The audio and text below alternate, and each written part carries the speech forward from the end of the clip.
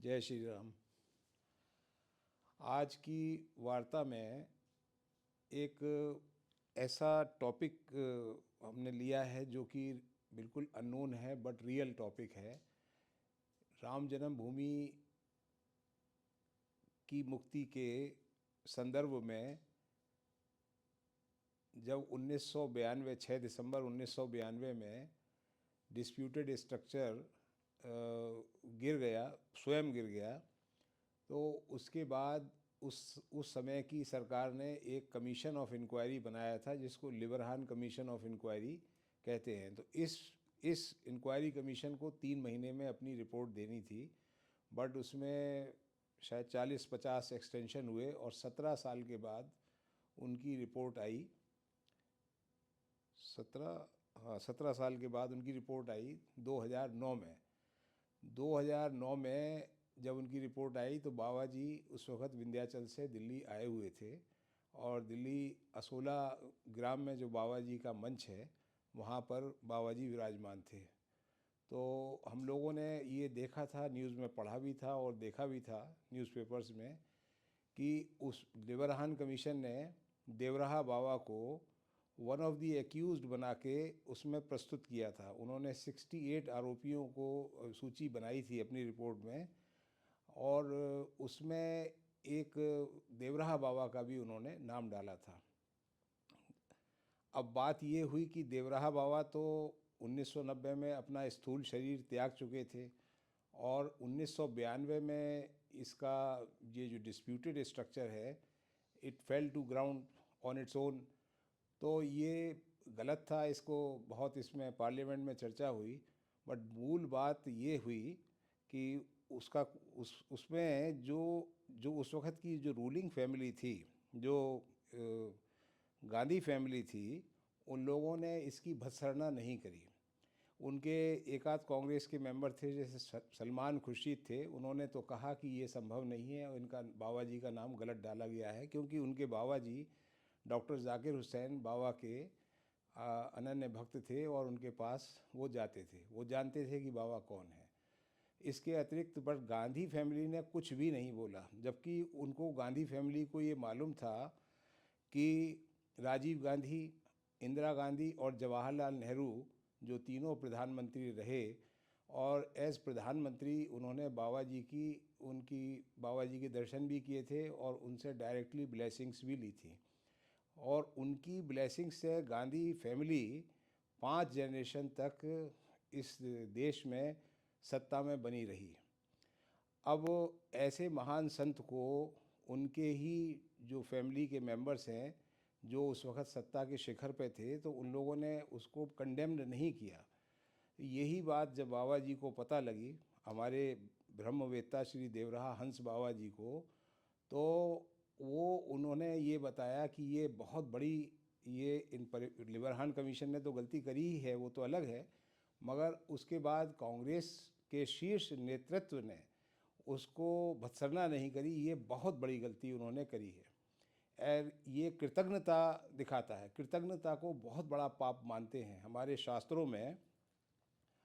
हमारे सनातन धर्म के सभी शास्त्रों में कृतज्ञता को सबसे बड़ा पाप माना गया है, कृतज्ञता को सबसे बड़ा पुण्य मानते हैं और कृतज्ञता को सबसे बड़ा पाप मानते हैं। और फिर बाबा जी ने बताया कि इतने महान संत, उनके सदगुरुदेव ब्रह्मऋषि श्री देवराहा बाबा, जिन्होंने भारत की सदैव रक्षा करी थी, सदैव खतरों से बचाया था, उसमें मुझे याद है कि 2 एग्जाम्पल्स बाबा ने उस वक़्त हमें बताए थे कि एक तो ये 1962 में जब चीन भारत के अंदर घुसता चला आ रहा था और भारत की virtually हार हो रही थी, तो उस वक़्त जवाहरलाल नेहरू ने बाबा के पास एक कैबिनेट मिनिस्टर भेजा था। नेहरू जी तो एग्नोस्टिक थे, वो ज़्यादा इसमें नहीं थे, मगर उनके पिताजी बाबा के दर्शन में जाते थे, मोतीलाल नेहरू, तो वो जानते थे कि बाबा में कुछ अलौकिक शक्तियाँ हैं। तो उन्होंने, और कोई रास्ता नहीं था, भारत की मदद कोई करता नहीं था, भारत हार रहा था, तो उन्होंने बाबा जी के पास उनको भेजा, कैबिनेट मिनिस्टर को। उन्होंने बताया कि चीन हमारी सीमा में घुसता चला आ रहा है और हमारी हार हो रही है, तो उसके लिए कुछ करना पड़ेगा और ये बात हम पब्लिक से शेयर भी नहीं कर सकते। तो वो कैबिनेट मिनिस्टर जब गए तो बाबा ने उनसे कहा, बच्चा मेरा आशीर्वाद है, कल से अब के बाद अब चीन आगे नहीं बढ़ेगा। उस वक्त चीन आसाम के अंदर घुस चुका था, आसाम के कुछ पोर्शंस में घुस चुका था और पूरा नॉर्थ ईस्ट वो कैप्चर करने वाले थे। पर जब बाबा का आशीर्वाद हुआ, बाबा का वचन हुआ, बाबा का वचन सत्य हुआ, अगले ही दिन चीन ने यूनिलेटरल सीज़ फायर डिक्लेयर कर दिया। कोई वार्ता नहीं हुई, कुछ नहीं हुआ, कहीं से कोई दबाव नहीं था, पर चीन ने उसको यूनिलेटरल सीज़ फायर डिक्लेयर कर दिया और लड़ाई बंद हो गई। चीन नॉर्थ ईस्ट को छोड़ के, आसाम को ख़ास तौर से छोड़ के अपनी सीमा में चला गया। ये इतनी महान घटना थी। अब ये बाबा की जो सुपर नेचुरल पावर्स हैं वो देश के लिए उन्होंने उसका प्रयोग किया था। और उस वक़्त हुआ क्या था कि चीन की वाली साइड में जो वॉर फील्ड था उसमें चीन वाली साइड में भयंकर हिमपात हुआ था। तो बाबा जी का प्रकृति के पांचों तत्वों पर कंट्रोल था। हमारे बाबा जी का जो ब्रह्मवेत्ता श्री देवराहा हंस बाबा जी हैं, उनका भी प्रकृति के पांचों तत्वों पर कंट्रोल है, दोनों एक ही हैं। अब उस समय उन्होंने बताया कि इतना भयंकर उसमें जो स्नोफॉल हुआ कि चीन के जो सेनाएं थीं वो एक इस साइड में रह गई और एक उस साइड में रह गई। तो उनको ये लगा कि अगर हम लोग आगे नहीं अपनी चीनी सेना को वो दे पाएंगे, तो उन्होंने सोचा होगा कि हम इस वॉर से अब विड्रॉ कर लें। तो यूनिलेटरल सीज फायर हुआ। मतलब all said and done, the words of a Mahayogi were converted into immediate events which led to stopping of the war. वो बहुत बड़ा एक काम था जो केवल एक महायोगी कर सकते थे। उनके पास कोई मिलिट्री तो थी नहीं। बाबा का शब्द ही एक बहुत बड़ा वाण होता है जो तुरंत काम करता था, और उस वक्त तुरंत काम करने वाली बात भी थी, और जैसा उन्होंने बोला वैसा ही हुआ। अब उस ज़माने के लोग तो इसको जानते होंगे, उन्होंने इसको इतिहास में रिकॉर्ड नहीं किया, क्योंकि संतों का आशीर्वाद रिकॉर्ड करने का हमारे यहाँ कोई ट्रेडिशन नहीं है। बट संतों का, अब ख़ास तौर से आजकल के समय में, जबकि ऐसा होना चाहिए, क्योंकि जो उस ज़माने में गए थे उन्होंने इस बात को देखा था। नेहरू जी ने भी देखा होगा, वो समझा होगा, सुना होगा, और बहुत से लोग जानते थे, मगर ऐसा नहीं हुआ। तो उसी समय एक तो बाबा का इतना बड़ा इंटरवेंशन था। दूसरा एग्जाम्पल बाबा जी ने बताया कि 1966 में जब जगजीवन राम उस समय कृषि मंत्री थे देश के, तो देश में खाने की बहुत, गेहूं की, चावल की बहुत बड़ी कमी थी, और भारत उसको अमेरिका से इंपोर्ट करता था। तो भारत की ये बहुत बड़ी कमज़ोरी थी। तो जगजीवन राम अपने मन में सोच के आए थे कि बाबा जी से ये कहेंगे कि हमारे यहाँ खाने की, फूड ग्रेन्स की पर्याप्त मात्रा में उपलब्धि हो, जिससे कि हमें बाहर से अनाज ना मंगाना पड़े। तो इससे पहले कि जगजीवन राम जी बोलते, बाबा ने उनको देखते ही बोल दिया कि बच्चा जगजीवन, अब आगे से कोई कमी भारत में नहीं होगी, और भारत अपने आप में सेल्फ सफिशिएंट हो जाएगा फूड ग्रेन प्रोडक्शन में।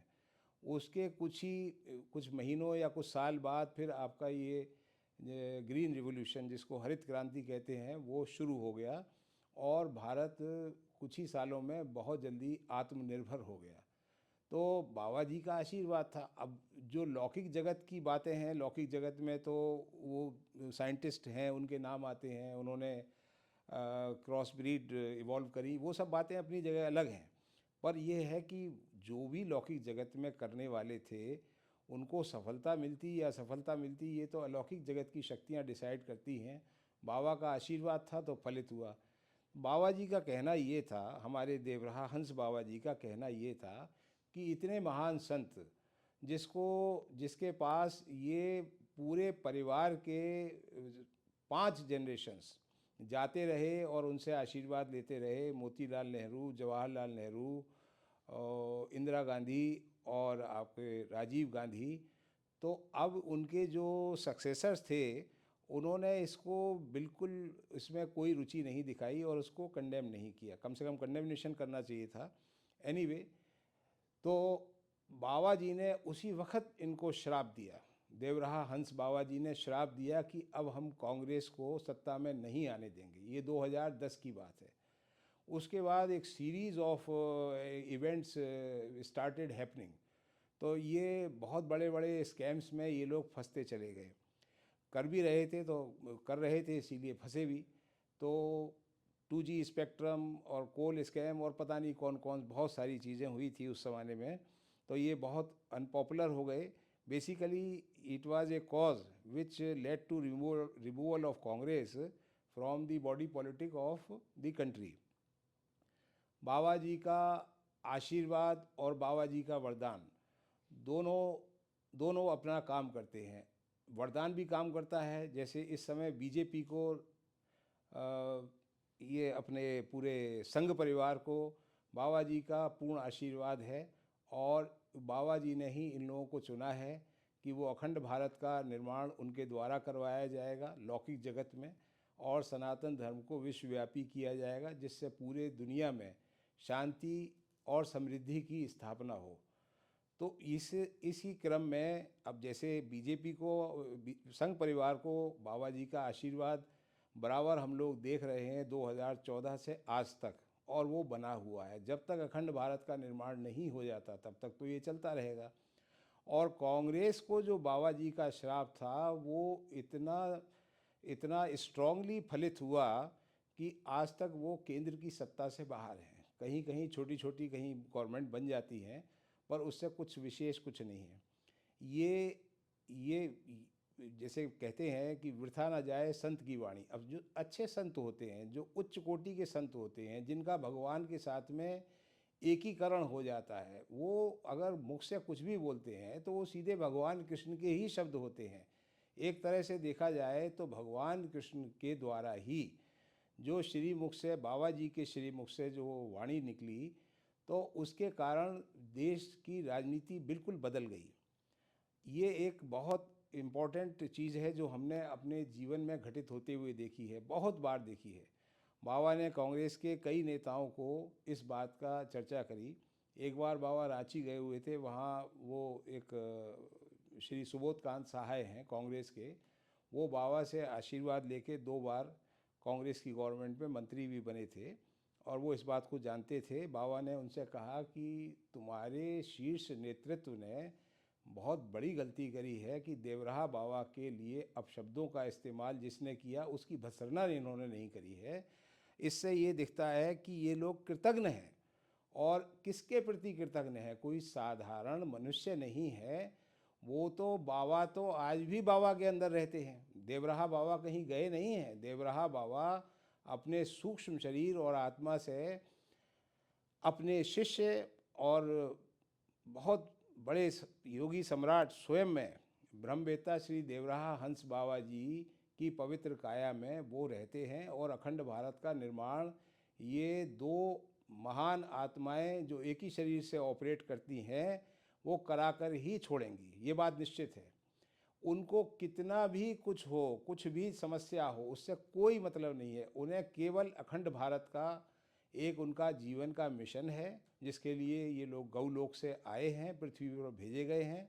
और 1955 में ही हमारे बाबा जी को, ब्रह्मवेत्ता श्री देवराहा हंस बाबा जी को सरस्वती माता ने बिल्कुल स्पष्ट बताया था कि तुमको गौलोक से इसीलिए भेजा गया है कि तुम अखंड भारत की स्थापना करोगे और सनातन धर्म को विश्वव्यापी बनाओगे। तो उसी क्रम में ये जो राम मंदिर का जो प्रकरण है, ये पहला एक बहुत बड़ा एक इसका स्टेप है। This is the foundation stone for setting up of अखंड भारत और सनातन धर्म को विश्वव्यापी करने का और भारत को विश्वगुरु बनाने का। ये उसमें एक बहुत बड़ा स्टेप है। अब क्योंकि राम जन्मभूमि की बात चल रही है और ये जो डिस्प्यूटेड स्ट्रक्चर था अयोध्या में वो गिरा, उसके बाद लिबरहान कमीशन आया। लिबरहान कमीशन के कारण, जिसमें उन्होंने देवराहा बाबा को अपशब्दों का प्रयोग किया, उनको गलत तरीके से प्रस्तुत किया जो कि उन्हें नहीं करना चाहिए था, वो एक कारण बना, एक श्राप देने का एक बहुत बड़ा कारण बना। उस श्राप की वजह से कांग्रेस सत्ता से बिल्कुल बाहर हो गई और ऐसी बाहर हुई है कि अब 2019 में भी बाबा जी ने हमको, बाबा जी जब पार्लियामेंट इलेक्शन के रिजल्ट्स आ रहे थे 2019 में, बाबा जी ने पहले ही बता दिया था कि इस बार हनुमान जी ने ये निर्णय ले लिया है कि जो भी राम विरोधी पार्टियां हैं, जो भी राम विरोधी नेता हैं, उनको पार्लियामेंट से दूर रखा जाएगा, मतलब उनको जीतने किसी भी हालत में नहीं दिया जाएगा। अब जब अलौकिक शक्तियों का निर्णय हो गया तो जैसा उनका निर्णय है वैसा ही इलेक्टोरेट करती है। इलेक्टोरेट तो क्या है, वो न सब नश्वर शरीर हैं। जो भगवान की इच्छा होती है वो सबसे बड़ी होती है, और जो वो कहते हैं वैसा ही होता है। तो वैसा ही हुआ। बड़े बड़े इनके जो सो कॉल्ड बिग लीडर्स, वो they all of them lost in that 2019 election, और इनको अपने अपने बलबूते पे इनको पूरी मेजॉरिटी मिल गई। तो उसका उस इसका सब इन चीज़ों का जो बहुत बड़ा जो मिशन है, वो मिशन यही है कि अखंड भारत का निर्माण करना है। और इसमें एक ये साइड में ये स्टोरी बनी कि बाबा जी का जो कर्ज है, बाबा जी का जो श्राप है, वो कांग्रेस के ऊपर है, और वो अभी चल रहा है। जहाँ तक हम समझते हैं वो चलता रहेगा, क्योंकि अभी भी राम विरोधी बातें ये लोग करते ही चले जा रहे हैं। और बेकार के लिए भगवान राम के बारे में भी अपशब्दों का ये लोग प्रयोग कर रहे हैं। मुझे तो ऐसा लगता है कि जो जो भगवान राम के खिलाफ अपशब्दों का इस्तेमाल कर रहे हैं, उनकी पॉलिटिकल मृत्यु होने वाली है। वो ज़्यादा दिन सरवाइव नहीं करेंगे। हमें किसी से कुछ लेना देना नहीं है, बाबा भी कुछ नहीं, मगर ऐसा है कि जो भगवान को गाली देंगे, भगवान राम को गाली देंगे, उनका आगे रहना देश के राजनीति में वो संभव नहीं मालूम पड़ता। अगर रह गए तो थोड़े दिन और रह जाएंगे, पर वो उनका कुछ होने वाला नहीं है।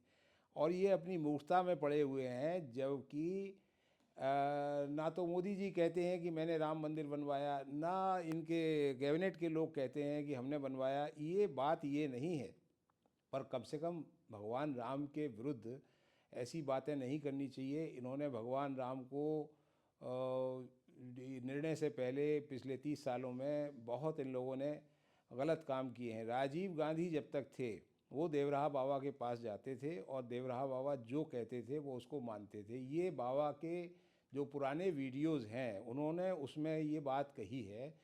जब किसी पत्रकार ने उनसे पूछा तो उन्होंने कहा कि नहीं बच्चा, राजीव एक अच्छी आत्मा है, और राजीव हमारे कहने से काम करता है। ये सब बातें हैं। पर ये उसके उनके बाद जो इनकी जो सक्सेसर्स इनके जो आए फैमिली में और पार्टी में, तो उसके कारण इनको ये श्राप मिला। ये बहुत एक महत्वपूर्ण एक अलौकिक जगत का इतिहास है। हालांकि इसको लौकिक जगत के इतिहास में it will not be reflected, but that is unfortunate, क्योंकि ये नहीं होना चाहिए। अलौकिक जगत की बातें हैं, वो भी इतिहास में आनी चाहिए कि कौन वास्तव में दुनिया को चलाता है, कौन इसको, और क्यों क्यों इंटरवेंशन होता है, आध्यात्मिक इंटरवेंशन होता क्यों है। आध्यात्मिक इंटरवेंशन हमारे सदगुरुदेव ब्रह्मवेत्ता श्री देवराहा हंस बाबा जी का इसीलिए हुआ कि उनको राम मंदिर वहाँ पर बनवाना था। भगवान राम, क्योंकि भगवान राम का जन्म हुआ था, वो उनकी परावाणी में बिल्कुल स्पष्ट जो 84 दोहे हैं उसमें वो आया है। इस पे मैंने एक पुस्तक लिखी है, बाबा की प्रयास किया है। अब महापुरुषों की वाणी को अंग्रेज़ी और हिंदी में लिखना कोई आसान काम नहीं होता, पर हम लोग तो जो बाबा को बराबर सुनते रहते हैं, तो ये मोर और लेस उसी पर आधारित है। तो इसलिए इसमें बहुत त्रुटियां नहीं हैं। ये बिल्कुल it is 99% accurate account of the entire story. इसको हम अपनी उसमें कहते हैं कि ये एक तरह से कहिए ये पटकथा है, जिसके द्वारा ये 1992 से और अभी तक घटनाक्रम जो घटित हुआ है उसकी ये पटकथा है। स्क्रिप्ट होती है, जैसे वो एक ये भगवान की लीला है, उसकी भी स्क्रिप्ट होती है। ये वो स्क्रिप्ट इसमें है, और इसी के द्वारा सारे काम हुए हैं।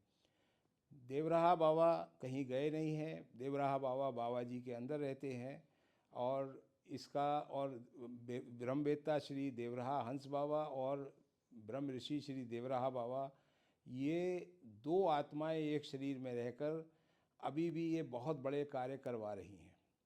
इसको इसको इस पुस्तक को जब आप थोड़ा अध्ययन करेंगे तो उसमें ये सब बड़े खुल के आएगा। हालांकि इसमें वो लिबरहान कमीशन वाली बात नहीं है, बट वो क्योंकि इसमें रह गई थी अब जल्दी में, तो वो हमको ये हुआ कि ये बहुत बड़ी स्टोरी है और इसको पब्लिक डोमेन में आना चाहिए। इसीलिए मैंने ये विचार किया कि ये हमारी वार्ता में आए और पब्लिक डोमेन में ये चला जाए। आज के बाद 50 साल बाद या 100 साल बाद जब भी कोई इतिहास लिखेगा तो इन चीज़ों को संज्ञान में आना चाहिए कि किस प्रकार से देवराहा बाबा ने सिंगल हैंडेडली 1962 में चीन के आक्रमण को रुकवाया, किस प्रकार से ग्रीन रिवॉल्यूशन होने का आशीर्वाद दिया, किस प्रकार से ये डिस्प्यूटेड स्ट्रक्चर हनुमान जी के द्वारा बाबा जी के आह्वान पे उनकी परावाणी के शब्दों को घटनाओं में परिवर्तित करने के लिए ये सब किया गया। ये सब इसमें बहुत सारी इवेंट्स हैं जो इसमें मेंशन्ड हैं और ये परावाणी इसलिए बहुत इम्पोर्टेंट है। अब बाबा से हमने बहुत बार सोचा कि बाबा ने इसकी करोड़ों प्रतियां बंटवाई हैं 1992 से लेकर आज तक बहुत बार बंटवाई हैं। उसमें बाबा की ही परावाणी में 84 दोहे लिखे हुए हैं। तो वो ऐसी भाषा है कि वो जो जन साधारण को समझना थोड़ा मुश्किल होता है।